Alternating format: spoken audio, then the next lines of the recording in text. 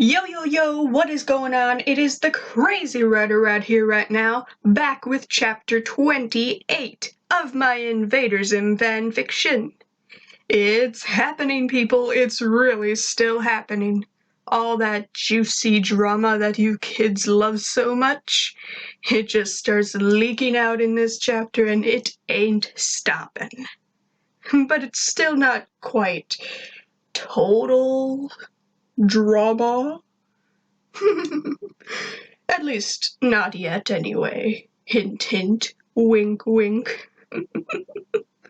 But let's let the juicy drama begin. So sit back, relax, and enjoy it all. Right here, right now. Chapter 28, Valentine. Valentine's Day? Ha! I've never cared for the background or the meaning behind Valentine's Day. However, I must say I enjoy the tradition of receiving free meat.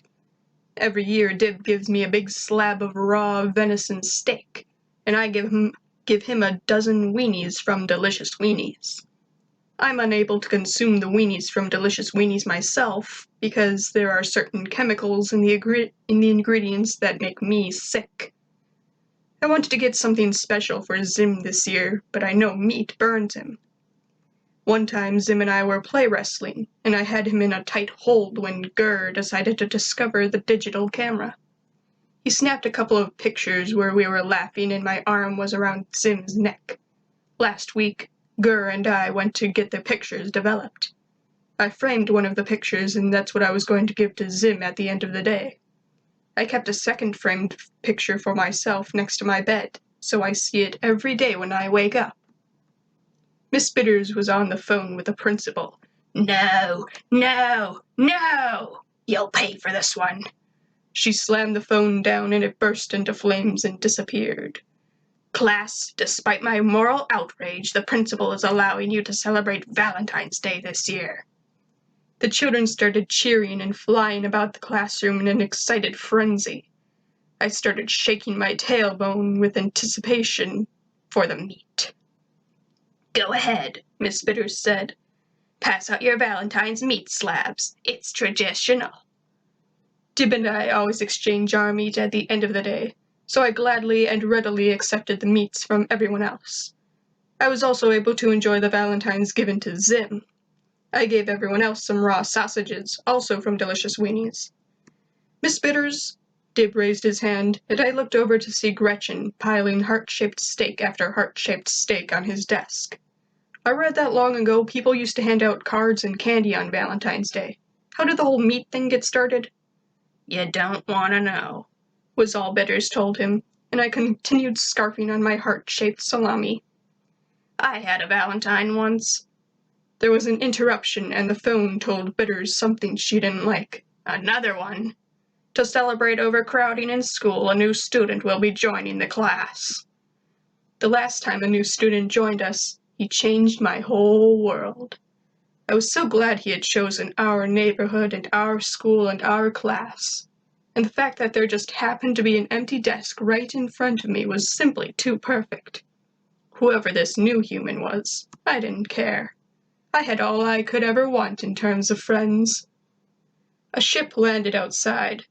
I recognized the Delicious Weenie mark on the side of it. The door of the ship opened, and out stepped a girl with short purple hair and her red-eyed cat. The cat scurried on the windowsill and sat in front of Dib, who stared. Seconds later, the girl was in the doorway of the classroom, and I smelled something strangely familiar about her.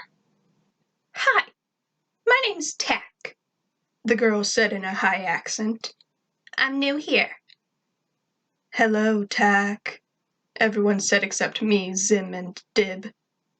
Tack stepped into the classroom.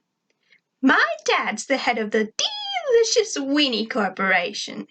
That was his jet out there, she explained and began reaching into her backpack.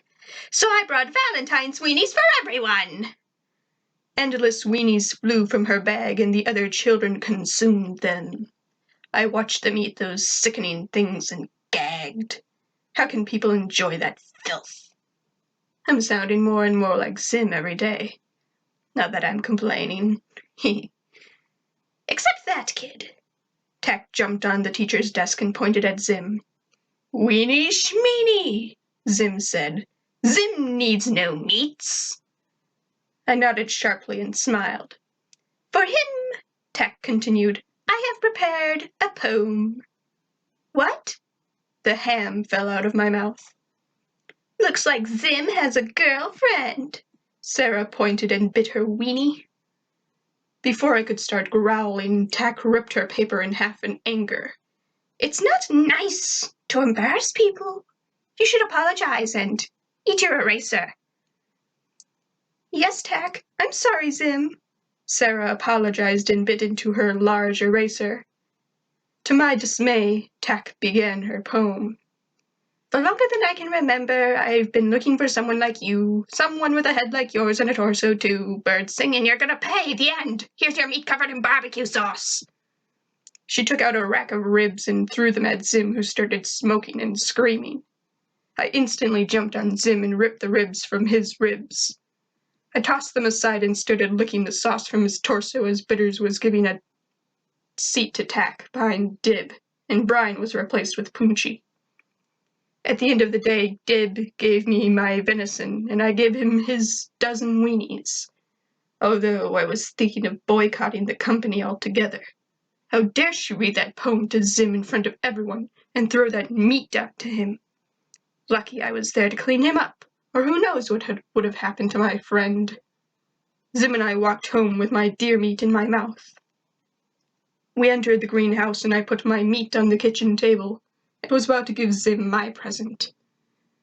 I'm going down to report to my tallest, Zim.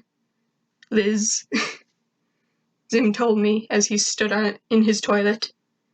But I began, but Zim had already flushed himself down. Some moons ago I had discovered that I could listen in on Zim's conversations with his tall alphas from the house. There was a vent in the floor behind the armchair next to the couch, so I took my deer meat and sat behind the chair while listening. My tallest, Zim's voice said. Please excuse my appearance, I mean no disrespect. A new child. Oh, I heard Gur's voice. You're not. Be quiet, Zim shouted and continued. My tallest, a new child attacked me with meat. My conclusion, she's in love with me. What? No! I shot up from the ground and dropped my meat. I came back closer to the vent and continued listening. This may prove valuable because I can use the child to learn more about human affection, Zim explained. There was another creature that I thought I might be able to learn this from, but she doesn't have the mind of a human. I assume her affection would be different from this new child's. That's great, Zim, another voice started. I had decided to call the different voices Robin and Squirrel. Squirrel was the one currently talking. Sounds great. I heard what sounded like Robin laughing. Don't worry, that's just my arms flailing and giggling. Stop it! Stop it! And once I am done with the child, I will destroy her, Zim said, and I sighed with relief. The child with the wolf mind is a bit too important to my survival on this otherwise disgusting planet. Her saliva seems to possess healing qualities I have not come across before.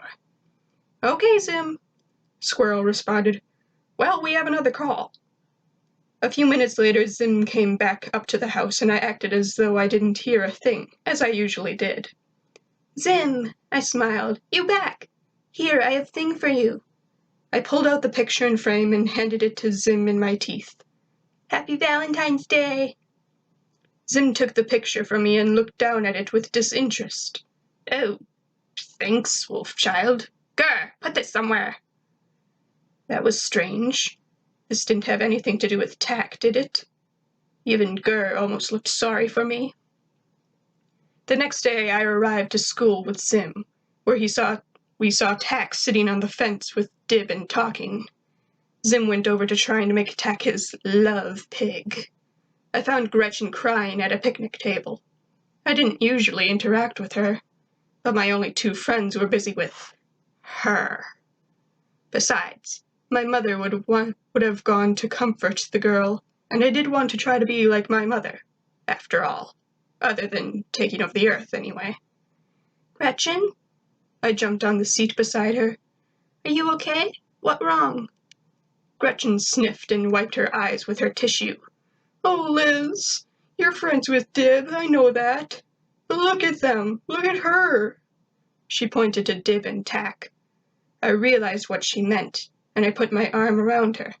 She accepted my comfort and cried into my shoulder. Gretchen, I know how feel. Sim think Tack love him. Not fair. She not love him. But I sure she not love Dib either. What's her problem, anyway? Gretchen asked me with sobs. Why does she have to come to our school and our class? Why does she have to steal the guys that we like? I not know, Gretch. I rubbed her shoulder. But Sim say he use her and destroy her when done. What? Gretchen looked at me worried. I thought fast. Emotionally. Destroy her emotionally. Break her heart. Good, Gretchen pouted, 'cause Dib broke my heart when I saw him with her. I looked over to see Tack slam a wastebasket on Zim and laugh with Dib. Oh dear, Zim's going to get the wrong idea of what human love is like. Well, actually, based on my experience, that's exactly how humans show affection. One of the main reasons I refuse to identify with them.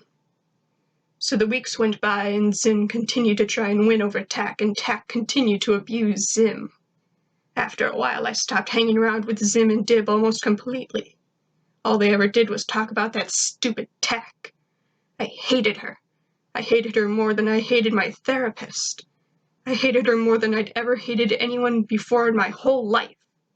Well, there was that one human I had to hate more than the others. The only person that shared my hatred for Tack was Gretchen. She became one of my new best friends. We sat together at lunch, and I went over to her house a couple of times. Her parents were all right, but didn't really know how to react to me. When we weren't talking about how much we hated Tack, we did talk about our crushes. Quite the drama to unfold here. That's all from me this time, so I will see you little darlings next time, and remember, keep your crazy.